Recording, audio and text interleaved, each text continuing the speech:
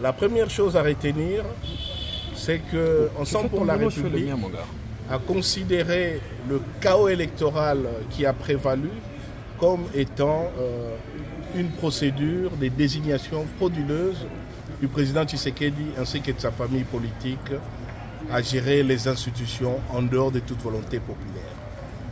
La deuxième chose à retenir, c'est qu'Ensemble pour la République, par respect pour les voix du peuple congolais attribuées aux rescapés de ces hold-up électoraux, nous considérons qu'il y a lieu de laisser siéger nos élus, parce qu'eux ont été élus, ils n'ont pas été nommés, ils sont rescapés d'un processus de hold-up électoral, ils siègent pour organiser une opposition républicaine des combats. La troisième chose à retenir, c'est qu'Ensemble pour la République entend immédiatement faire intenter des actions pour l'arrestation de tous les personnels de la CENI qui, à tous les niveaux, se retrouvaient impliqués dans la gestion du dispositif électronique de vote, les fameuses machines à voter qu'on a retrouvées illégalement entre les mains des tiers. De la même manière, Ensemble pour la République est en train d'exiger aussi, et ça c'est extrêmement important, la clarté sur les contrats qui ont lié Mirou System, qui au regard des sommes importantes de la République mises à sa disposition lors de l'appel d'offres, nous a donné un travail désastreux, avec des machines à voter prétendument inviolables, mais qui ont fait l'objet aujourd'hui de réinitialisation, tricherie et des codes entre les mains des candidats de l'Union sacrée.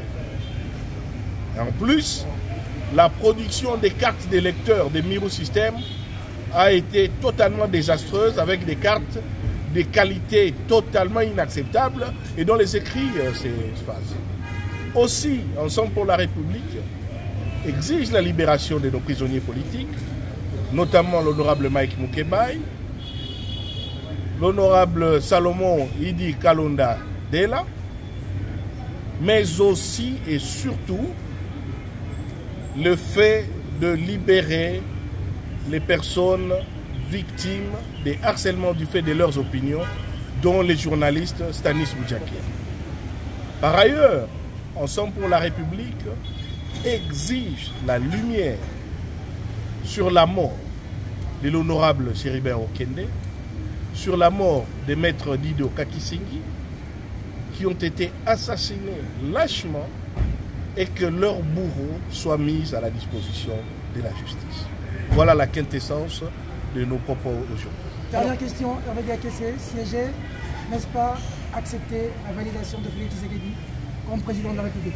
Non, parce qu'à partir du moment où vous faites voler 1000 $ en main et que vous poursuivez les voleurs et qu'ils abandonnent déjà 300 $, vous n'allez pas récupérer d'abord votre argent que vous retrouvez, parce que c'est votre argent.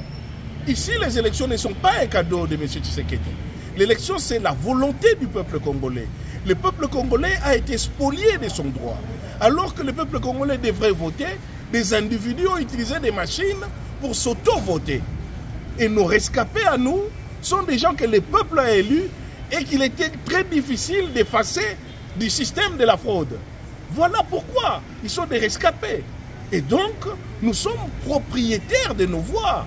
Ce n'est ni la CENI, ni M. Tshisekedi, ni qui que ce soit.